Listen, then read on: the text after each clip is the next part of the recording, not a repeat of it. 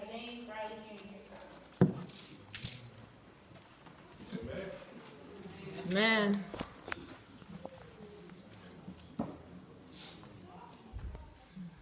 While my husband Pilate was sitting on the judgment seat, I sent him a message and said, don't you have anything to do with that innocent man.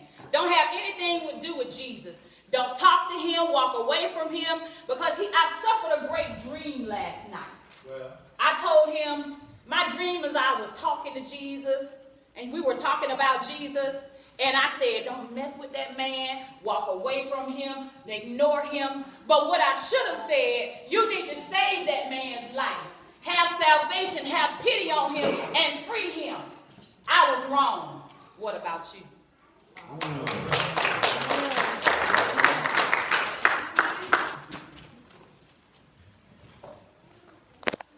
Morning. I probably should have went first. One minute I was ready to slaughter everyone to save him. The next, I was denied I even knew him. I disowned the Son of God, my rabbi, my friend. Not once, not twice. 3 times I said I did not know him. I disowned the Son of God. It seemed the safest thing to do. But I was not called to be safe. I was called to speak out. For whoever wants to save their life will lose it. But whoever loses their life for Jesus will save it. I knew this. But that is not what I said. I don't know or understand what you're talking about, I claimed. I don't know this man you're talking about. Just as I was speaking, the rooster crowed. The Lord turned and looked straight at me. I went outside and wept bitterly. I was so wrong. Or you?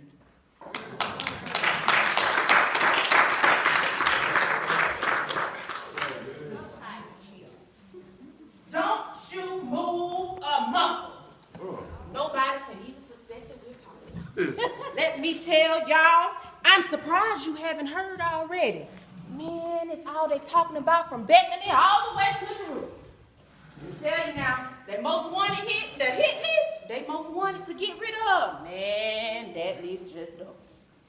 Doubled, I'm talking about the man named Lazarus. Have you heard of him? Now, he the one from Bethany. Then it's this man named Jesus. Now, Jesus is from Jerusalem. Okay, so check this out. Lazarus had died, right? Once Lazarus died, Jesus went over there and raised the man from the dead. Man, do you hear me? Somebody had died and then Jesus went and raised him from the dead. I'm telling you, man, this man, Jesus, man, he doing the most miraculous thing ever. He got power like ain't nobody else ever had. Man, and then you talking about Lazarus. Man, think about somebody that died and now they came back to life. Man, this man becoming a local celebrity. They're ready to anoint Jesus king over there too now.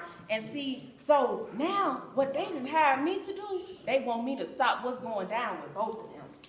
The religious leader can't have that. So they're scheming to hide the evidence by killing Lazarus too. Because you know, he the evidence, man. He the one that came back to life. Or re-kill him, as the case might be. You want to know what they paying me? 30 pieces of swivel. Man, that's the sweetest payout I've ever heard of. But man, this ain't no simple job. We got somebody who was dead, then came back to life. We got somebody who raising somebody up that was dead. Man, I'm supposed to kill them. Let me tell you something though. They making my job hard for me. Come on, man, I'm supposed to be the one to go and kill everybody. Ain't nobody ever gonna see them again. How am I supposed to do this job? Believe me, a guy who do that is definitely bad news for my business. But as I keep on thinking, it's just nothing that I could do. Do what you want. But man, I'm telling you, I'm about to head out of town for this. If you don't know, if it doesn't blow over, and I'm talking about blow over real soon, well, guess what? That man Jesus got to be exactly who he say he is. He is the Son of God.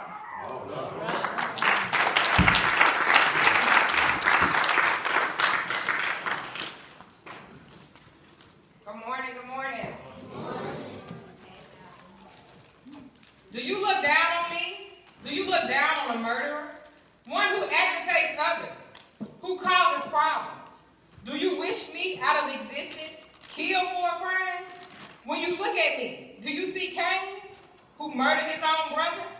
Do you think he got off too easily?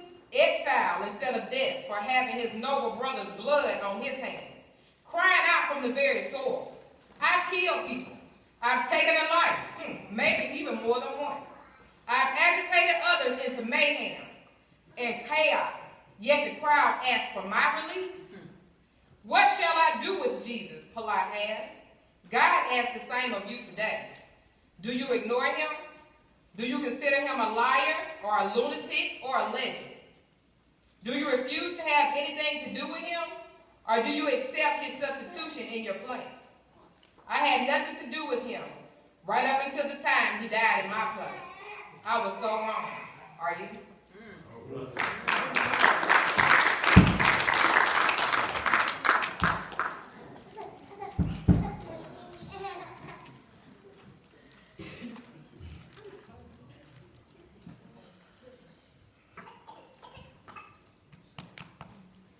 Father, forgive them, for they know not what they do. That's what he said. Father, forgive them, for they know not what they do. Now, I've been a Roman soldier for about 10 years now, so I feel like I know what I'm doing. You know, people come, they do different things. Some cry, some beg, some cuss me out. But all of them, they're going to be crucified when they're the big spikes into them, feet, hands. They dead, they crucified. That's why I thought that would happen. But nobody ever in their life said, Father, forgive them, for they know not what they do. What does that mean? What, he forgive me? I think I'm killing this man, right? He gonna forgive me? I must be doing something right. Now people forgive me when they come. True. But Father, forgive them for know not what they do. Like I said, they cuss me out every last one. I say, oh, you making this job easy for me. But Father, forgive them, for they know not what they do. Them words, I've been pondering over them words for about a couple of weeks, couple of years. Ever since that day. I'm like, is this man all right? He can't be all right. He can't. You nailed me. I'm screaming. I'm bleeding. No. Forgive you. Forgive you for what? But I can't. Those words just hurt me so bad. I said, Father, forgive me, for they know not what they do. So you know what? I'm going to forgive you, and I'm going to leave you. Please, Father, forgive me, for they know not what they do. Thank you.